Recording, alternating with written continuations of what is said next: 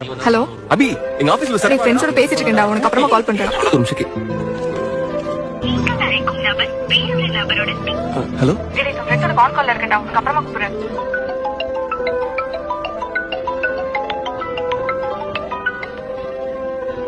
Hello. டேய் சொல்லுடா, ஏதோ சொல்லுன்னு சொல்லிட்டு இருந்த. 10 minutes தான் பிரேக். சொல்லு என்ன விஷயம்?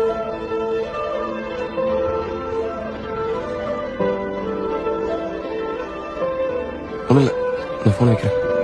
10 minutes இருக்குடா, சொல்லு. எங்க ஆபீஸ்ல ஒரு மீட்டிங் ஒன்று வச்சாங்க. டேய் அதுல ரொம்ப நேரமா ஒருத்தன் கால் பண்ணிட்டே இருக்கான்டா. எடுக்கலன்னா அந்த நாய் பேசவே பேசாது. ஒரு 2 minutes വെയിറ്റ് பண்ணு.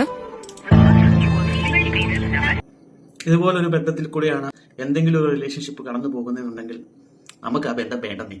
ഇത് കണക്കുള്ള പുറമ്പോക്ക് ഭൂമിയൊന്നും നമുക്ക് വേണ്ട. ഇത് കണക്കുള്ള ബോയ് ആയാലും ഗേൾ ആയാലും നിങ്ങളുടെ ലൈഫിലുണ്ടെങ്കിൽ നിങ്ങൾക്ക് അത്രയ്ക്ക് ഇഷ്ടമായിട്ടുള്ള വ്യക്തിയായിരിക്കും ആ ഒരു വ്യക്തി.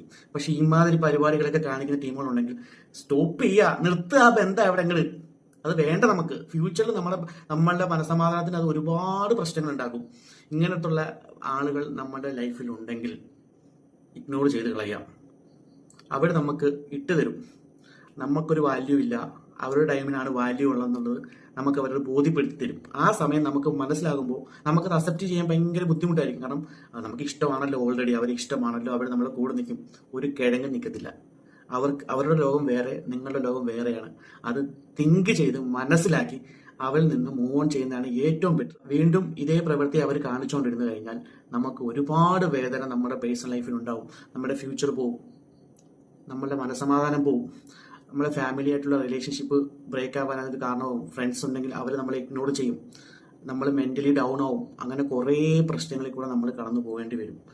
ഇങ്ങനെയുള്ള വ്യക്തികൾ, അതിപ്പോൾ ലവർ ആയിക്കോട്ടെ ആരായിക്കോട്ടെ, സ്റ്റോപ്പ് ചെയ്യുക. വേണ്ട, ഇങ്ങനത്തുള്ള ബന്ധങ്ങളൊന്നും നമുക്ക് വേണ്ട മക്കളെ.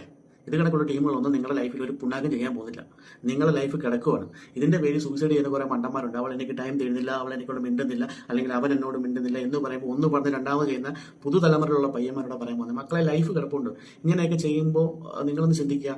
നിങ്ങളുടെ ലൈഫിൽ ആ വ്യക്തി വേണ്ട എന്ന് ദൈവം എഴുതി വെച്ചിട്ടുണ്ട്. അതുകൊണ്ടാണ് അവരിങ്ങനെയൊക്കെ നിങ്ങളോട് കാണിക്കുന്നത്. അപ്പോൾ അവരെ വിട്ടിട്ട് നിങ്ങൾ നിങ്ങളുടെ ഫ്യൂച്ചർ നോക്കി സേഫ് ആകുന്നത്. ഇത് കണക്കുള്ള ആളുകൾ നിങ്ങളുടെ ലൈഫിലുണ്ടെങ്കിൽ നമുക്ക് ആ ബന്ധം വേണ്ട.